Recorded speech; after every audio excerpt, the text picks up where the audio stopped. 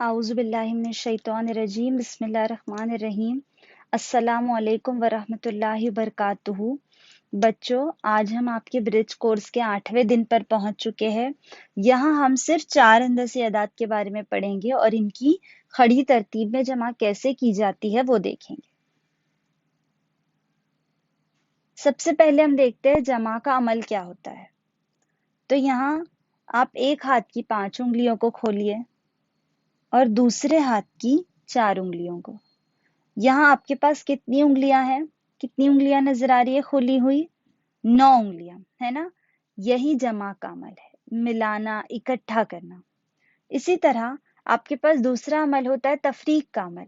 ये तफरीक का अमल और जमा के अमल में क्या फर्क है आज देखेंगे।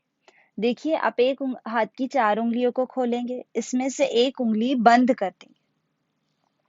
अब आपके सामने कितनी उंगलियां बच गई? 3 उंगलियां खुली हुई है। इस अमल को हम कहते हैं तफरीक का अमल, यानी घटाना, कम करना। यहाँ हम जमा के अमल की कुछ मिसालें देखेंगे। सबसे पहली मिसाल है 745। 745 को लिखने से पहले हम उसका इकाई, दहाई और सैकड़ा तय करते हैं। 5 कौन से मकाम पर है? इकाई, 4 दहाई और 7 सैकड़ा। इसी तरह हमें इस टेबल में इन्हें लिखना है। देखिए, 5 को इकाई के मुकाम पर, 4 को दहाई के मुकाम पर और 7 को सैकड़े के मुकाम पर। अगला अदद क्या है जो हमें जमा करना है? 578।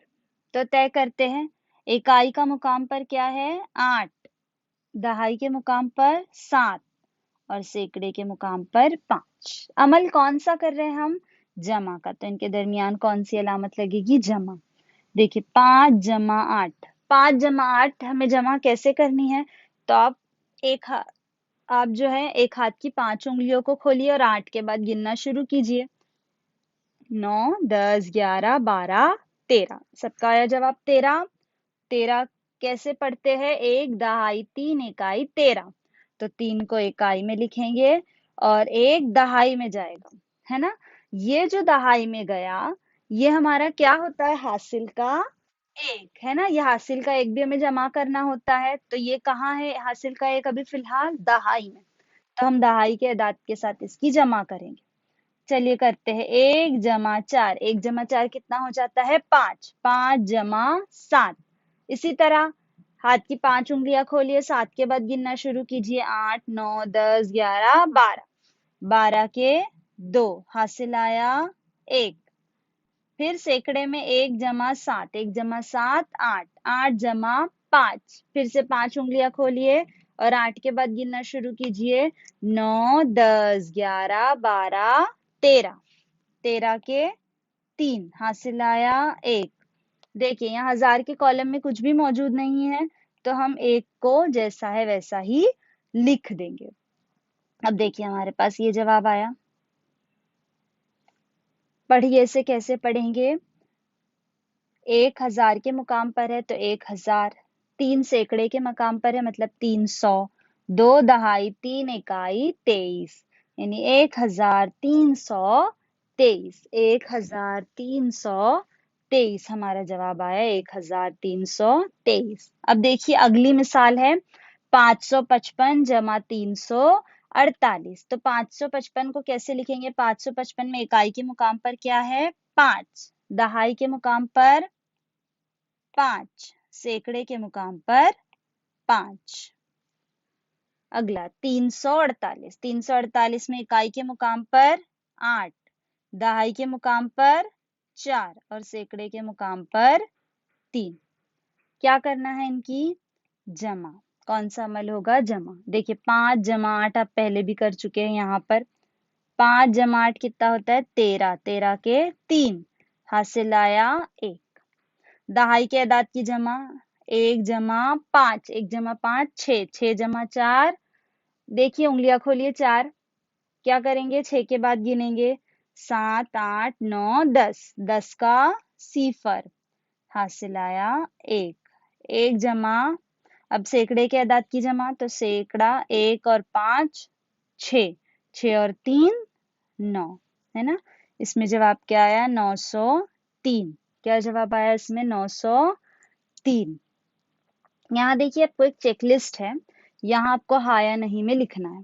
मैं जमा करता हूँ दिए एदाद को खड़ी तरतीब में लिखता हूँ, आपको जमा करनी आती है और एदाद को खड़ी तरतीब में कैसे लिखते हैं वो भी आता है। अगर आता है तो आप हाँ लिखेंगे, नहीं आता तो आप नहीं लिखेंगे। मैं इकाई, दहाई, सैकड़ा, लिहाज से मुनासिब चौकोन में अदद लिखता हूँ। आप लिख सकते हैं क्या? इकाई, दहाई, जैसे मैंने 555 को लिखा था, 5 दहाई, 5 इकाई, 5 दहाई, 5 सैकड़ा। अगर आप भी इस तरह लिख सकते हैं तो आपको क्या करना है? हाँ लिखना है। अगर आप नहीं लिख सकते, आपको नहीं समझ आया अब तक, तो आपको लिखना है नहीं। मैं इकाई में इकाई, दहाई में दहाई, सैकड़े में सैकड़ा और हजार में हजार मिलाता हूँ। अगर आप भी ये कर सकते हैं तो आपको लिखना है हाँ। नहीं कर सकते तो आपको क्या लिखना है? नहीं। मैं जमा करते वक्त हासिल वाला अदद भी मिलाता हूँ। देखिए हमने अभी हासिल वाला अदद मिलाए थे जमा करते वक्त। अगर आप भी ऐसे ही जमा करते हैं तो आपको लिखना है हाँ, अगर नहीं तो नहीं। मैं रोजमर्रा जिंदगी में जमा का इस्तेमाल करता हूँ। क्या आप रोजमर्रा जिंदगी में जमा का इस्तेमाल करते हैं? अगर करते हैं तो हाँ लिखना है, नहीं करते तो नहीं लिखना है। जैसे अगर हमारी बात करें तो हम जमा का इस्तेमाल करते हैं। हम एक दुकानदार के पास गए, वहां हमने एक पेन खरीदा जो कि 10 रुपए का था, एक पेंसिल खरीदी जो कि 5 रुपए की थी।